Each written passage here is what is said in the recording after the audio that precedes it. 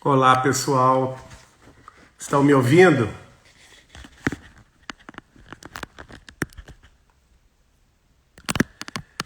Por favor, alguém me dá notícia aqui.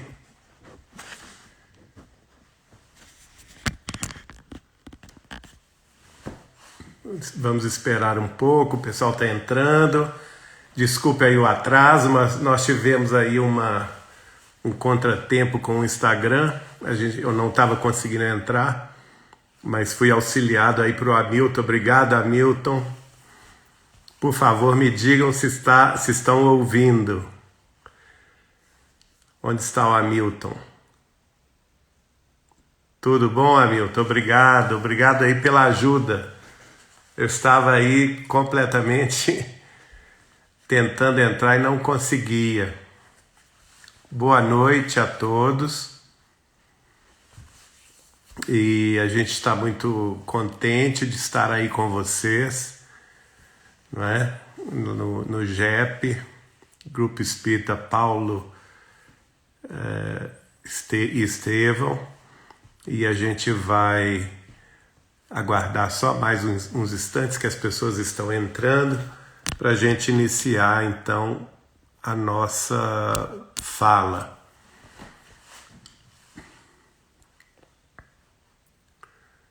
Bom, o tema que foi escolhido é justamente sobre Chico Xavier, o apóstolo da renovação humana.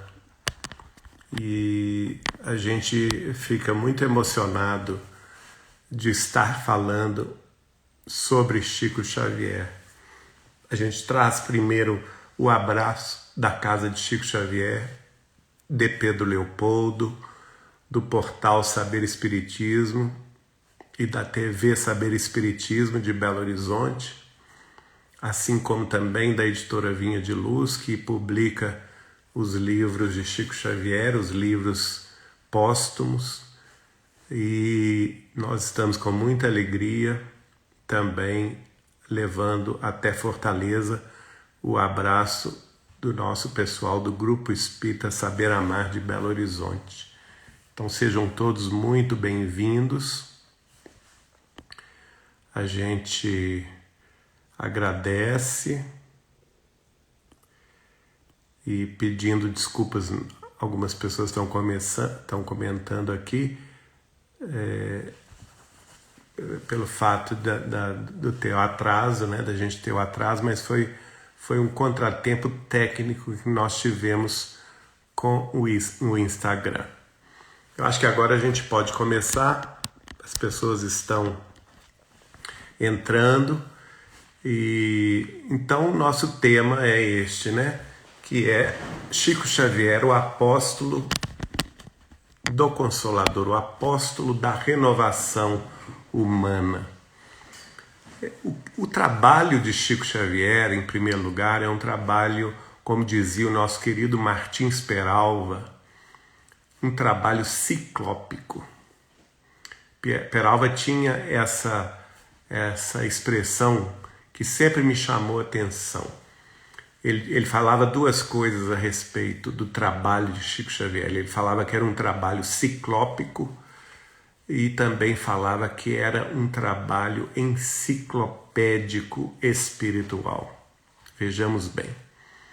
Então, a gente ouve muitas informações sobre pessoas do início da convivência de Chico Xavier, de Pedro Leopoldo, que não estavam devidamente acordadas para quem era Chico Xavier na década de 20, de 30, de 40 e até mesmo na década de 50.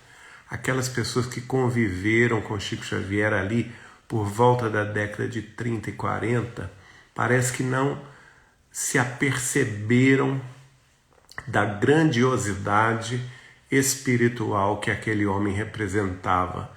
E ele fazia, por outro lado, consequentemente, ele fazia questão de se diminuir ao máximo, de se apagar ao máximo, de se colocar nos últimos lugares, de falar que ele era um cisco, ou então uma parede velha onde se afixavam os cartazes da Boa Nova de Jesus, da Boa Nova do Cristo, e que ele em si, como parede velha e desgastada, não tinha valor nenhum.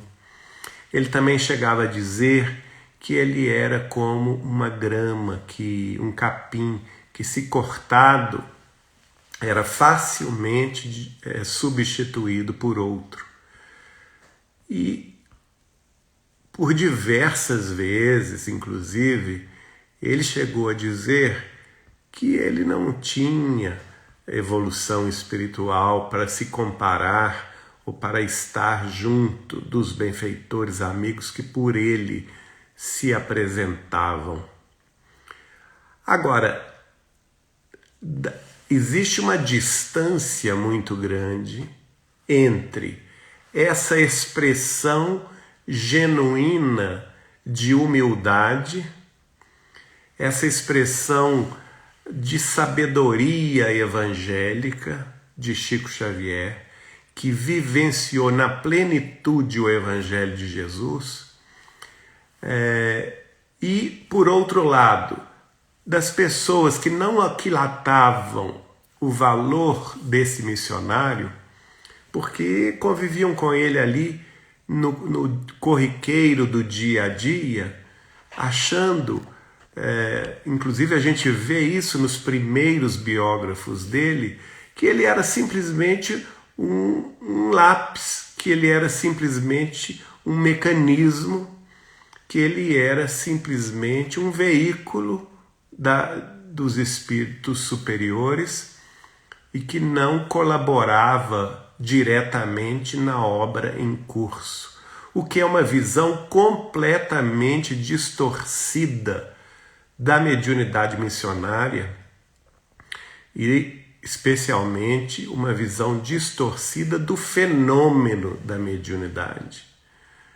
E se nós nos atermos ao estudo mais profundo deste primeiro tratado científico mundial sobre o fenômeno da mediunidade, que é o Livro dos Médiuns, de Allan Kardec, e depois a sequência desse tratado que foi elaborada na espiritualidade maior por uma assembleia de 12 sábios, dentre eles Sócrates, e que se utilizaram do espírito de André Luiz, que nada mais era do que o grande cientista brasileiro Carlos Chagas, como médium das suas informações para trazer através de Chico Xavier o que hoje nós conhecemos como a série de livros de André Luiz, a começar de Nosso Lar, e os principais que falam sobre a vida espiritual, a mediunidade, a influência dos espíritos em nossa vida,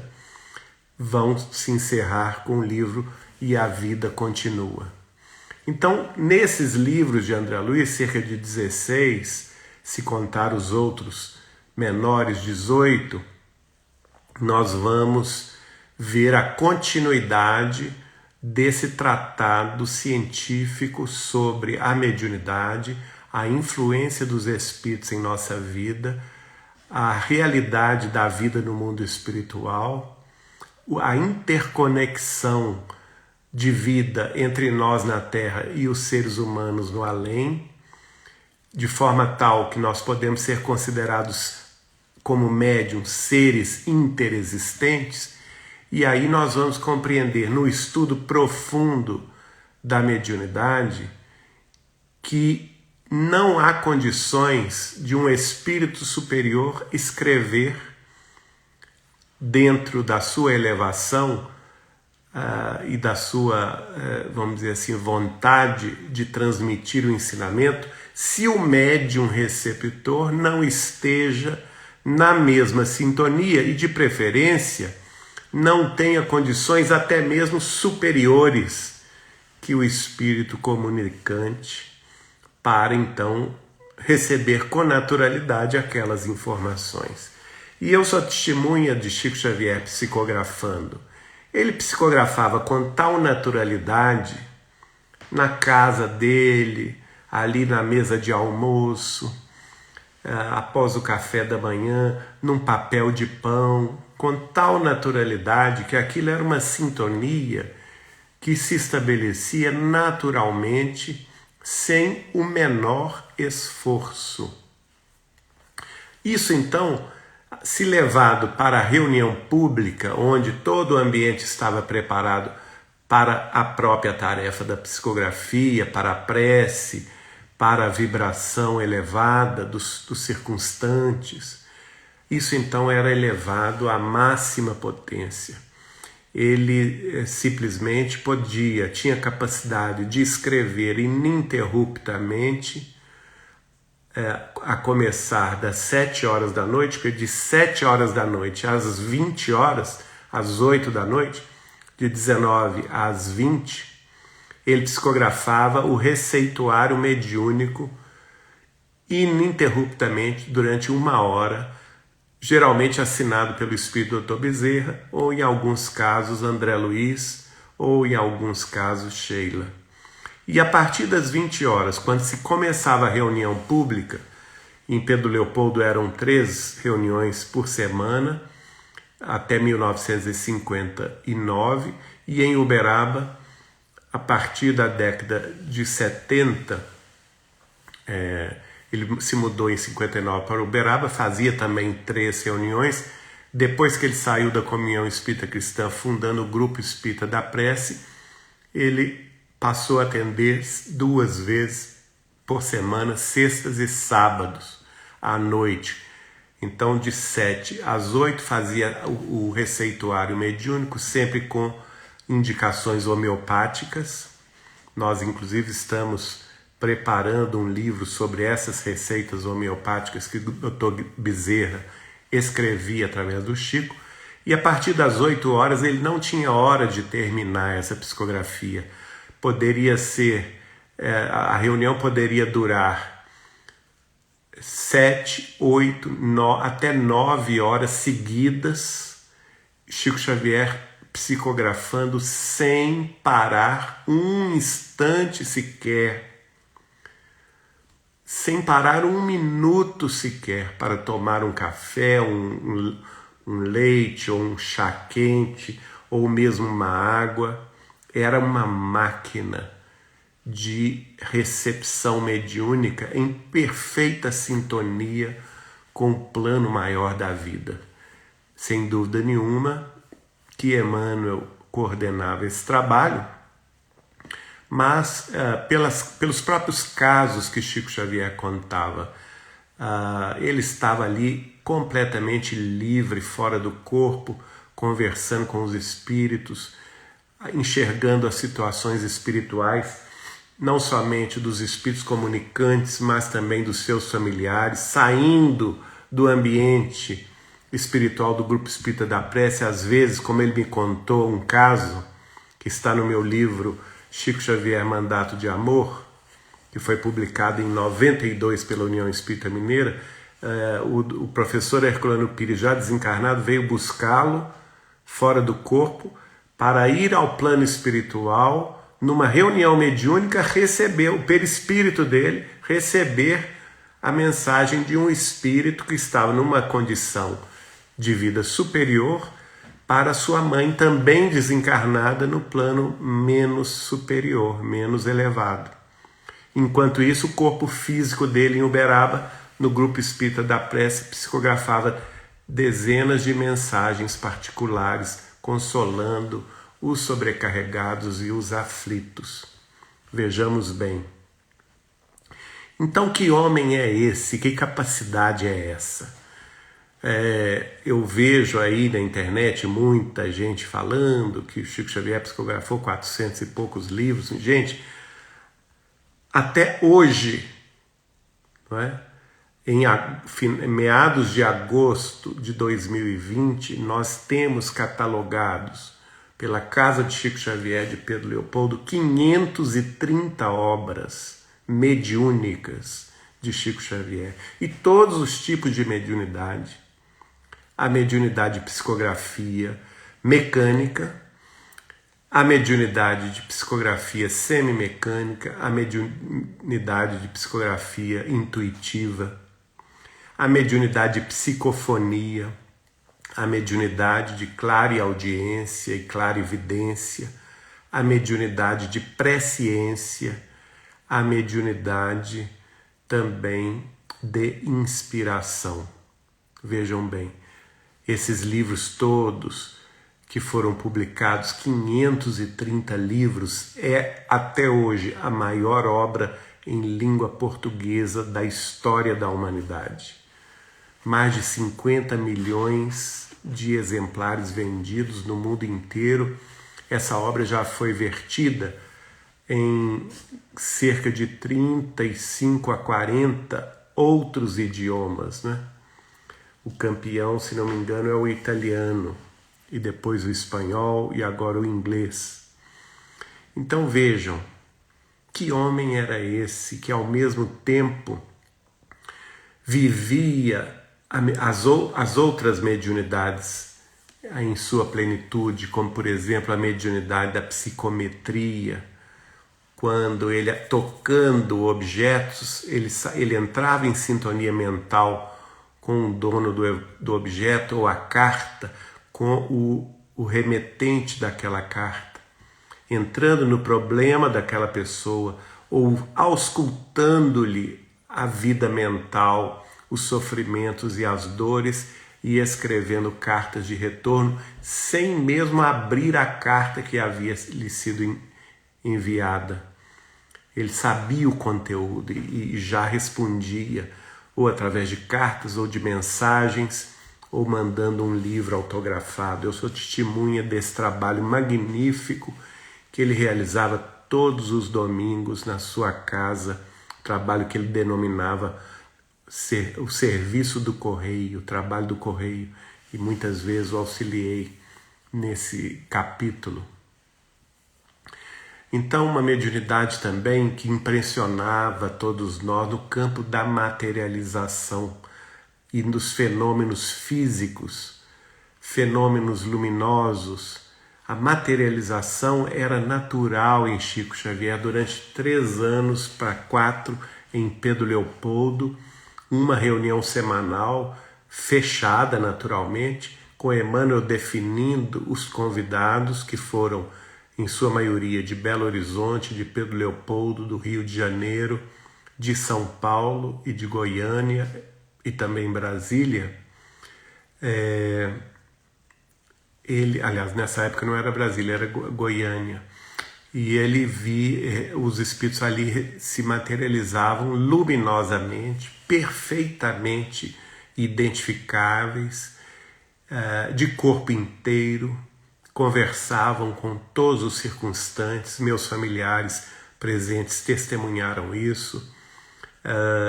O pessoal que dirigia a União Espírita Mineira na ocasião, nossa querida Dona Nenê Aluoto, nosso querido Martins Peralva, outros amigos como Arnaldo Rocha, todos presenciaram isso a mãos cheias.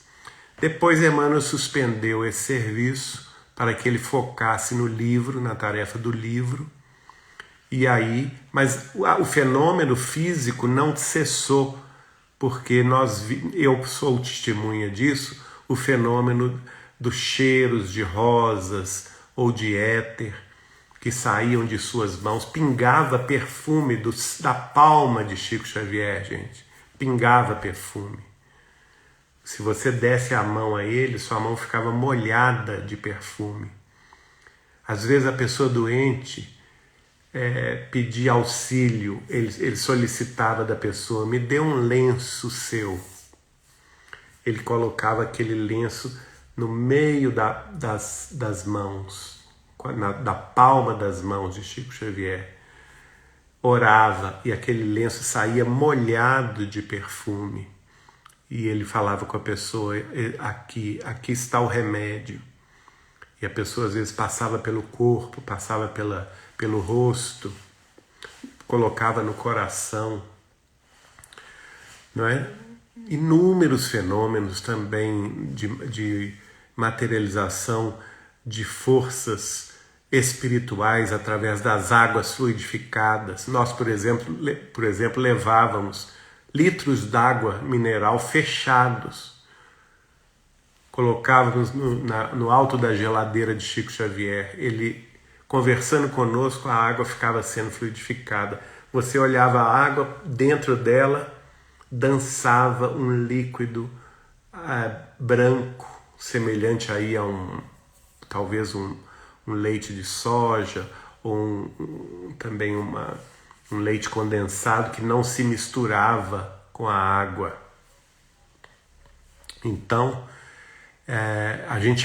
quando a gente abria, o cheiro de rosas ou de éter, dependendo da circunstância, porque ele falava conosco, quando dava o cheiro de rosas, era a manifestação ou da Isabel de Aragão, Rainha Santa de Portugal e Algarves do século XIV, que nós todos conhecemos como uma ministra veneranda de nosso lar, ou então era o espírito de Meimei, que se manifestava dessa forma. Quando era o éter, eram os médicos espirituais, Dr. Bezerra, André Luiz, ou a enfermeira Sheila. E quando o fenômeno do éter acontecia, era justamente para a cura de problemas do corpo físico. Diversos familiares meus foram curados por Chico Xavier, literalmente curados. Problemas graves de saúde, no coração. Uma das primas de minha mãe, Wanda Noronha de Figueiredo, teve um problema sério com chamado cisticercose no sangue, que é originado de um bicho que dá na carne de porco, né? Que se come menos passada. Enfim, a gente não tem tempo aqui em uma hora para entrar nesses detalhes que são magníficos, impressionantes. Eu, por exemplo, convivi com ele de 1981, quando o conheci em 14 de outubro de 81 até o final, naturalmente, de sua vida, embora já mais raro pela própria doença do corpo físico e o problema orgânico de Chico, né, no final dos seus anos, em 2002. Então, 21 anos eu e meus familiares todos pudemos, e antes disso, inclusive, porque meus familiares, minha avó, por exemplo, foi colega de grupo escolar quando Chico era criança.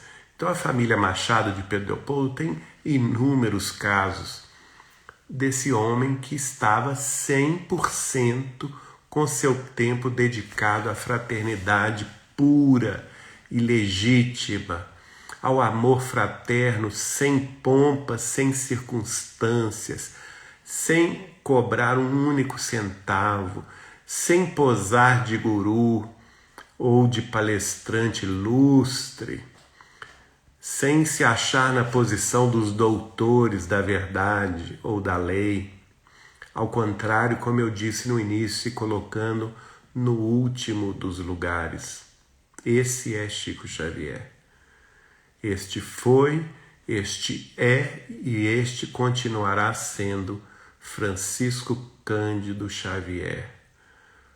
Uma pessoa simples que amava o povo, que ama o povo, e falava conosco: Geraldinho, o Espiritismo é Jesus de novo para o coração do povo, e tudo o que estiver fora disto é conversa fiada. E esse homem tinha tempo para sair todos os sábados, fazer as suas distribuições, que ele chamava de convívio fraterno, não é? Inicialmente lá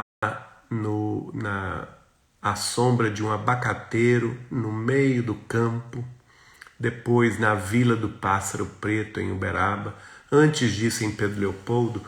Meus familiares que conviveram com ele contam até hoje que ele seguia 2 vezes por semana à noite em direção margeando o córrego em direção das pontes, onde debaixo delas encontrava a miséria oculta. E ali distribuía alimentos, alegria, sonhos, sorrisos, abraços, água fluida, né? Então, um homem completamente distinto da nossa, vamos dizer assim, mediocridade humana. Ele era assim naturalmente, e não raras vezes saía de madrugada do seu sono, do seu descanso noturno, para ir dar um passe em alguém que estava sofrendo ou que estava tendo algum problema mais sério de saúde, tanto em Pedro Leopoldo quanto em Uberaba. Que homem é este, minha gente? Não pode ser senão um próprio apóstolo do Cristo, revivido pela reencarnação. Nós temos convicção de que Chico Xavier é a reencarnação do apóstolo João Evangelista, o apóstolo querido de Jesus, o discípulo amado do Cristo de Deus. A ligação dele com Cristo e com Maria Santíssima era algo que nos comovia a todos. Eu posso dizer a vocês que eu aprendi nesta vida a amar Jesus e a amar Maria Santíssima através de Chico Xavier. Tal a proximidade com que ele nos colocava, esse Jesus presente, esta Maria presente, não aquele Jesus pregado na cruz, distante, ou aquele Senhor no alto das esferas siderais, estelares, não. Um Jesus com amor infinito para com as nossas dores, para com as nossas aflições, e que, antes de tudo, se colocava e chamava a todos os seus servidores para se colocarem a serviço de Deus na fraternidade e na solidariedade humanas. Isso era Chico Xavier. Ele continuou a vida inteira nesse ritmo. A gente, quando começou a psicografar, eu não tinha ideia de que ele seria João Evangelista. Embora durante 3 anos que estivemos fazendo o livro Chico Xavier Mandato de Amor, que tivemos a alegria de realizar, a gente pesquisou na época todas as psicografias de Chico Xavier, todos os encontros mediúnicos que Chico Xavier teve na capital do estado de Minas Gerais, que é Belo Horizonte, e que dista 50 quilômetros de Pedro Leopoldo, a cidade natal do Chico. Então ele frequentou muito o movimento espírita de Belo Horizonte entre 1927 e 1959, 32 anos, portanto, de atividade mediúnica, em que ele ia regularmente de Pedro Leopoldo a Belo Horizonte, frequentando os centros espíritas da capital mineira e da União Espírita Mineira, que é a federativa local. E encontramos nos arquivos desses centros e da federativa um monte de mensagens. E lá, especialmente, muito depois eu vim a compreender isso. 2 mensagens, uma do espírito de Augusto dos Anjos e outra do espírito de Cassimiro Cunha, todas 2 mensagens poéticas, recebidas na sede da União Espírita Mineira, naquela ocasião a Rua Guarani 315, e no dia 31 de março, se não me engano, o ano é 1938, e nelas os 2 espíritos se referem a Allan Kardec como sendo a reencarnação do discípulo amado do Cristo. Ora,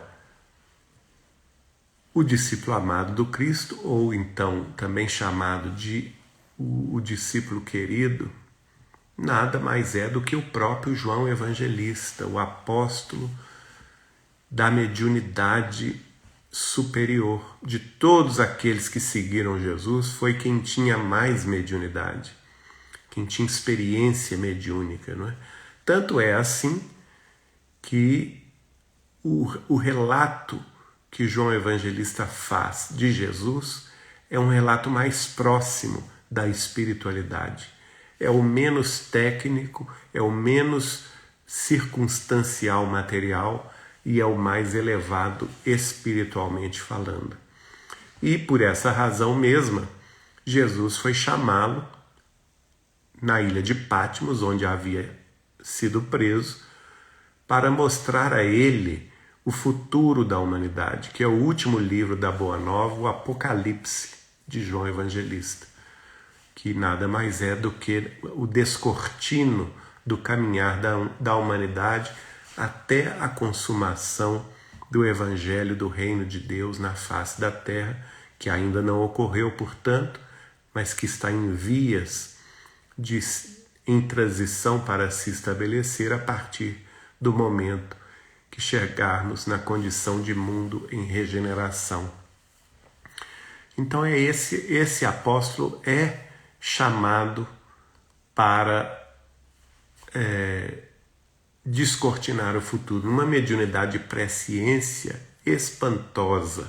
A mesma mediunidade que depois ele vai, na pele de Allan Kardec, estudar e colocar no capítulo 16 do seu último livro, publicado em 6 de janeiro de 1868, chamado A Gênese, os Milagres e as Predições segundo o Espiritismo, vai colocar o próprio Allan Kardec, a teoria da presciência, que é justamente o estudo mais profundo sobre a mediunidade de predição do futuro. Mediunidade essa que ele já tinha experimentado como João Evangelista. E interessante que, se nós observarmos no Evangelho de João, no último capítulo, vocês vão ver lá e ler a última aparição de Jesus.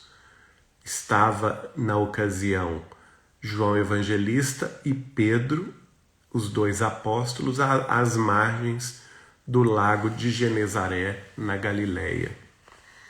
E Jesus aparece, se materializa para conversar com João. E João fica, naturalmente, conversando com Cristo. Pedro se enciuma, tem ciúmes da cena. Jesus o afasta e fala: que te importa a ti que eu queira que ele fique até que eu volte? Siga-me tu, segue-me tu.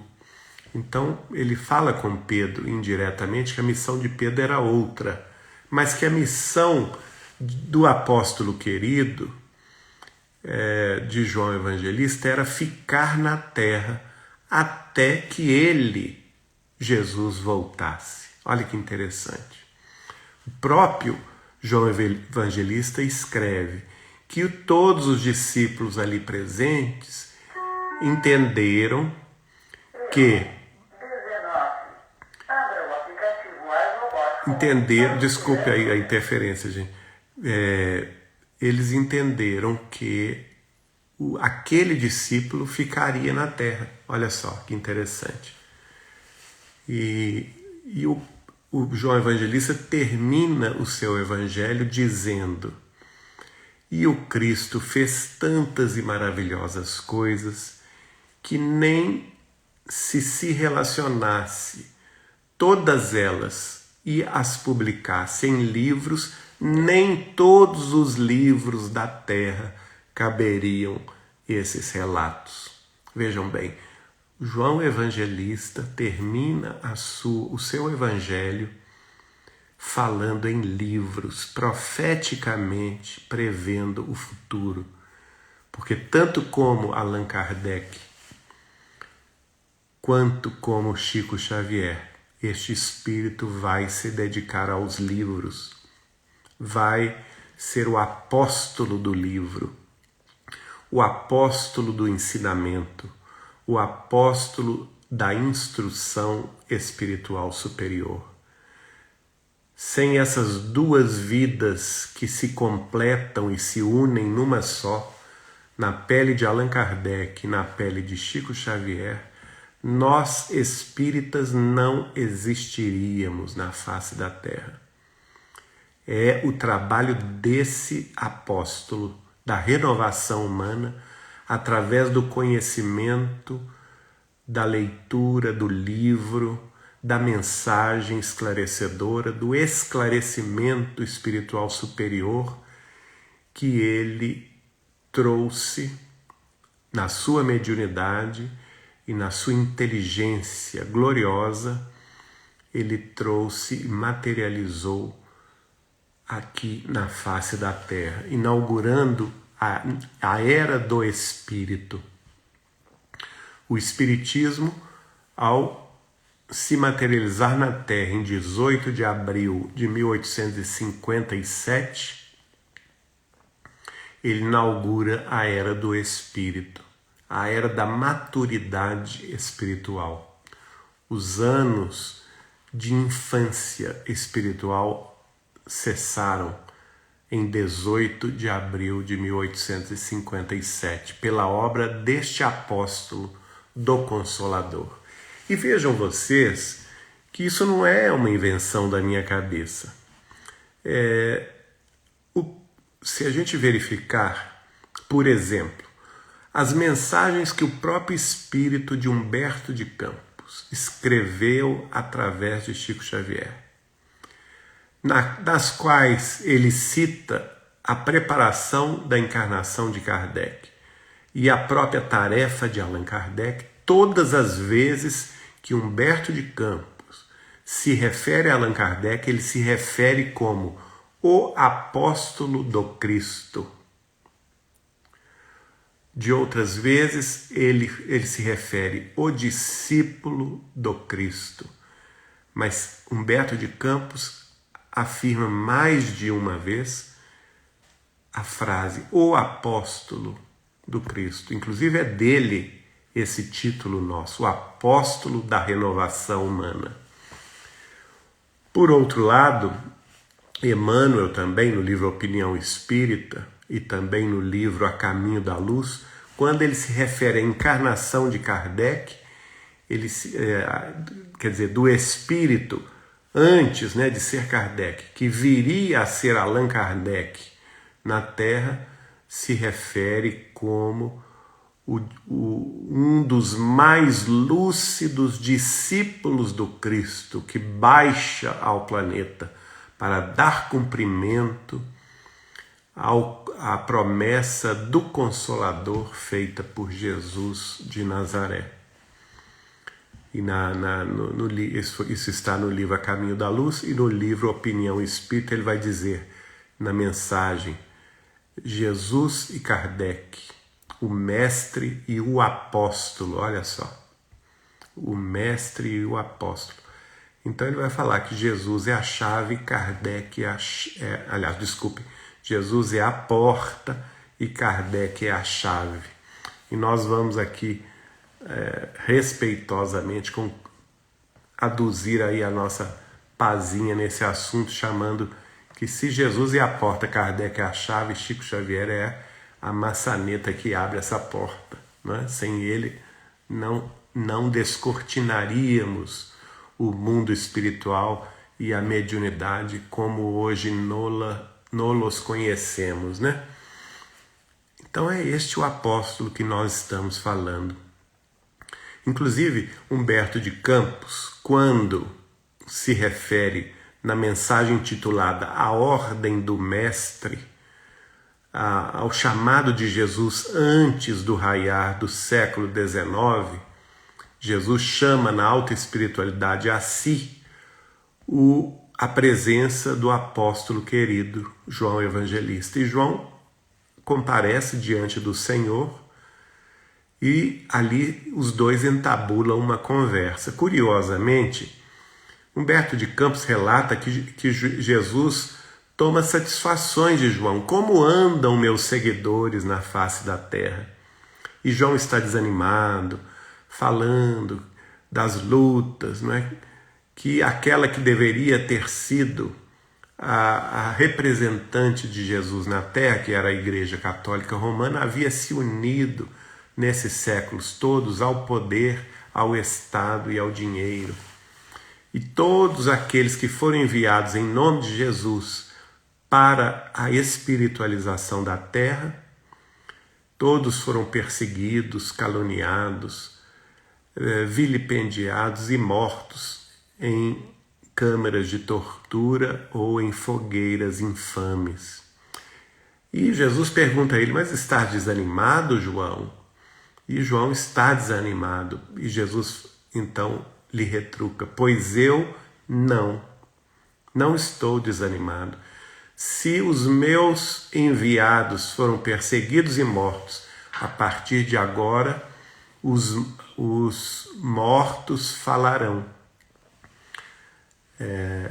E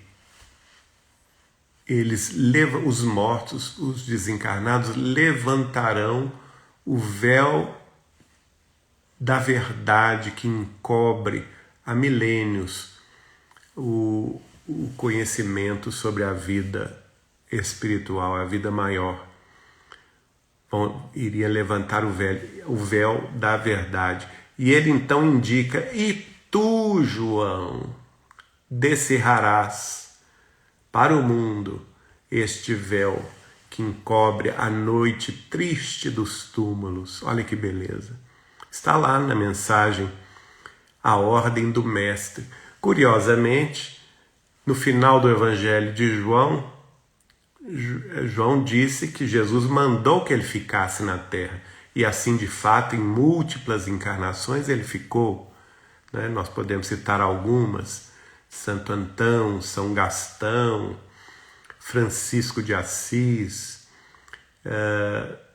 Francisco de Paula, Manuel de Paiva, antes disso Jan Hus, quem sabe, por que não, também Descartes, e mais recentemente vamos vê-lo então na pele do codificador Allan Kardec. E assim, antes dele renascer como Allan Kardec, Jesus então toma satisfações a ele e manda que ele volte novamente para descerrar o véu à verdade. Vejam só. Então Jesus dá a ele a tarefa mais difícil e ele reencarna, segundo o próprio Espírito da Verdade, numa tarefa de 2 etapas. Há mensagens claramente dizendo isto nos livros Obras Póstumas e na Revista Espírita, em que Kardec revela sobre a sua volta, a sua missão, e as mensagens não somente do Espírito da Verdade, mas de Dr. Demer, que fora médico de Kardec, do espírito familiar que acompanhava Kardec também, falando que uma vida só não era suficiente para ele dar cumprimento à tarefa que lhe fora a que ele fora incumbido, e que seria necessário que ele voltasse à Terra para dar sequência ao trabalho iniciado. No próprio Prolegômenos do Livro dos Espíritos nós vamos ver isso, não é?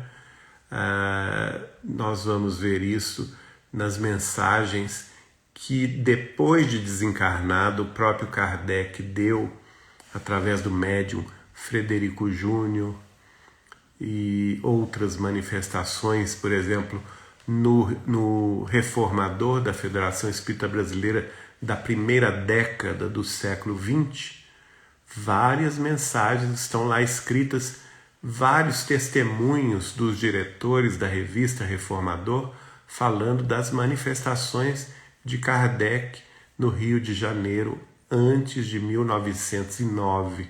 E curiosamente, em meados de 1909, eles falam: olha, a voz que tanto nos tem consolado e esclarecido do nosso codificador Allan Kardec, auxiliando os centros espíritas do Rio de Janeiro, se calou.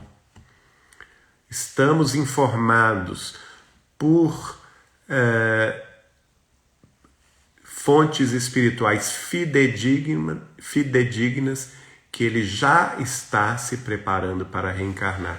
E, curiosamente, no Reformador de março de 1910, olha só, foi publicado no dia 31 de março, o editor escreve: tivemos informação espiritual que Allan Kardec está renascendo.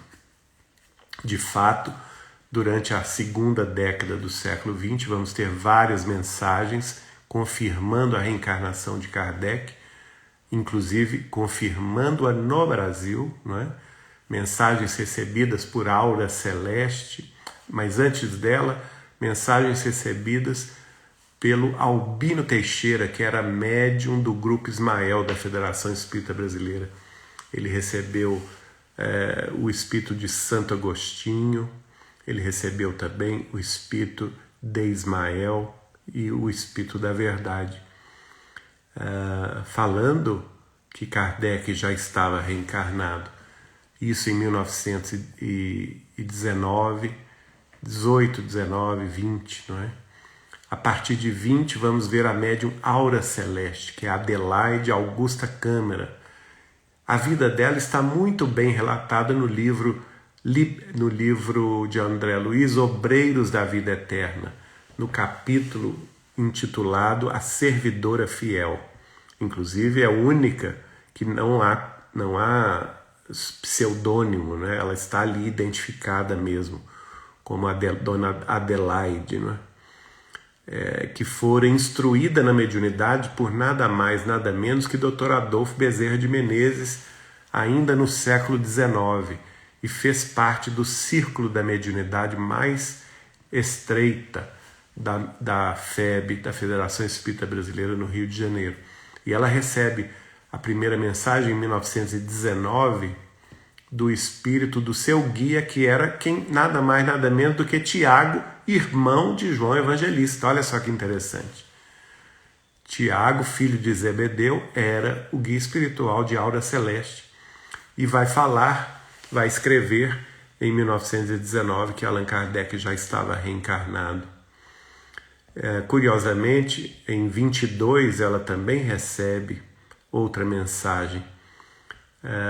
E depois também em 42 ela também vai receber uma mensagem de Viana de Carvalho, confirmando aí, se não me engano, da terra de vocês, né, Viana de Carvalho, e confirmando que Allan Kardec já estava em 1942 em plena tarefa na face da terra no Brasil. Ela recebeu essa mensagem também em 1942. Curiosamente, ela havia fundado no Rio de Janeiro um lar, creche para idosos e crianças, com o título de João Evangelista, com o nome de João Evangelista, homenageando João Evangelista. Então são muitas as circunstâncias que atestam a volta de Allan Kardec em Chico Xavier. Ele, por fim, depois de algum tempo escondendo isso de todo mundo, a partir do final de 1991, quem convivia com Chico Xavier a partir desta data sabe do que eu estou falando. Ele assumiu de fato que era para todos nós a volta de Allan Kardec, não somente a mim, a casal Carlos Bacelli, Márcia Bacelli, a família da dona Silvia de Almeida Barçante, entre elas a filha dela, dona Sônia de Almeida Barçante, as próprias pessoas que conviviam ali com Chico, meu cunhado, Vivaldo da Cunha Borges, o Eurípides e Gino Humberto dos Reis, que viviam na casa do Chico Xavier, não é? O próprio doutor Elias Barbosa, que fora médico de Chico Xavier em Uberaba, doutor Eurípides Tarran, também médico de Chico Xavier, a doutora Marlene Nobre, grande amiga dele de São Paulo, E assim familiares dele e familiares nossos de Pedro Leopoldo, de Belo Horizonte, Dona Neném Aluoto, e presidente por 33 anos da União Espírita Mineira, nosso querido Martins Peralva, né, com quem Chico Xavier conversou em 1972, 20 anos antes, dizendo que era de fato Kardec, dando a entender claramente que ele era de fato Kardec, mas que não queria que o assunto fosse revelado em 1972, porque ainda era prematuro e que a obra ainda estava para ser concluída. E que mais tarde o Emmanuel falava com ele, e ele no telefone com Peralva disse: Emmanuel está aqui me dizendo, mais tarde este assunto virá. E de fato, 20 anos depois, em 1992, com a publicação do livro Kardec Prossegue, de seu grande amigo Adelino da Silveira, da cidade de Mirassol, no interior de São Paulo, ele então finalmente assume de fato que era a reencarnação de Kardec, distribui o livro para todos com dedicatória, o primeiro livro que é publicado na face da Terra, assumindo que ele era Kardec. E ele distribui, eu mesmo recebi 2 exemplares, autografados pelo Chico. Há cerca de 50 pessoas, amigos de Chico Xavier, que também receberam esse livro autografado por ele. E é sobre este homem que estamos conversando, minha gente. Este apóstolo da renovação humana, que não se engendra uma tarefa missionária de tal envergadura espiritual com 40 anos, com 50 anos, né? Ele disse para que a preparação na vida espiritual dele para reencarnar na mediunidade espírita cristã se deu em 40 anos. Olha que curioso, não é? Vamos fazer conta. Allan Kardec desencarnou em 1869 e vai reencarnar em Pedro Leopoldo em 1909, 40 anos depois, para renascer em 2 de abril de 1910. 2 de abril, minha gente, é a data de 1869 que Allan Kardec foi enterrado no cemitério de Montmartre, em Paris. Depois ele foi transferido para o cemitério de Père Lachaise. E 2 de abril também é o dia que a viúva de Kardec, a Amélie Boudet, inaugurou, a pedido dele, a primeira livraria espírita do mundo. Então ele não escolheu nascer no dia 2 de abril à toa.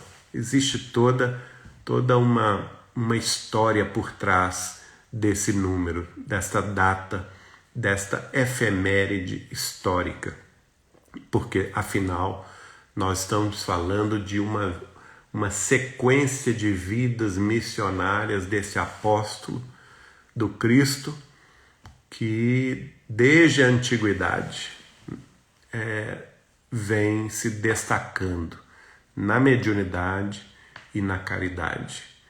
Na antiguidade nós não citamos ainda, mas nós podemos citar aqui no na nossa live.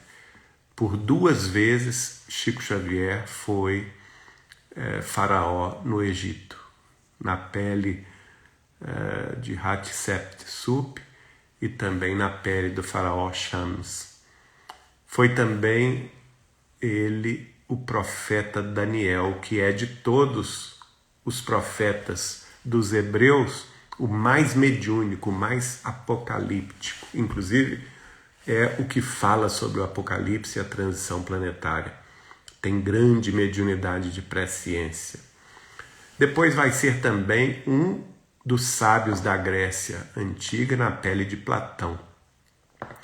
E vai ser, por fim, 100 anos antes de Cristo, o druida sacerdote Allan Kardec, que, aliás, lhe deu o codinome do século XIX.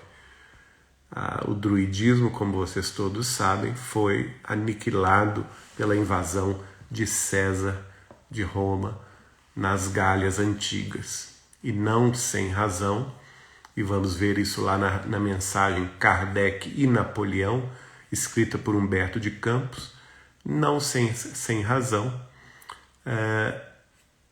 Napoleão Bonaparte, que era a reencarnação de César, é chamado a colaborar na França do século XIX para preparar os caminhos para o grande apóstolo.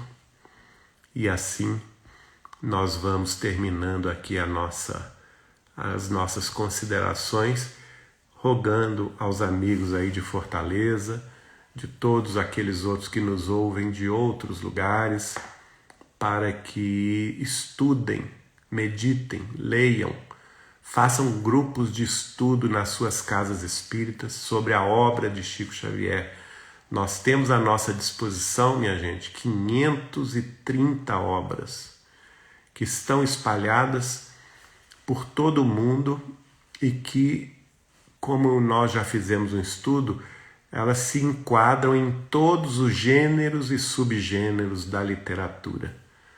Então não vamos nos deixar distraídos desse tesouro imenso de espiritualidade e beleza, de luz e consolação que este apóstolo da renovação humana, Chico Xavier, nos deixou por legado imperecível de luz espiritual.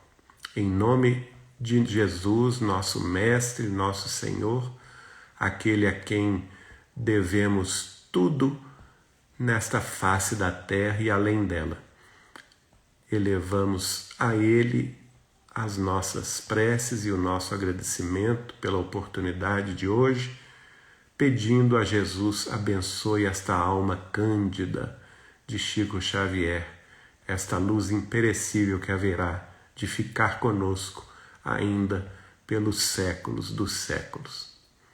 Que os amigos nos ajudem também através da prece, para que possamos dar por nossa vez, cada um de nós, em suas casas espíritas, em suas tarefas respectivas, testemunho de Deus, de Jesus e de Chico Xavier na doutrina dos Espíritos. Uma boa noite, fiquem com Deus, que Jesus os abençoe, os guarde e os guie hoje e todos os dias. Um grande beijo no coração.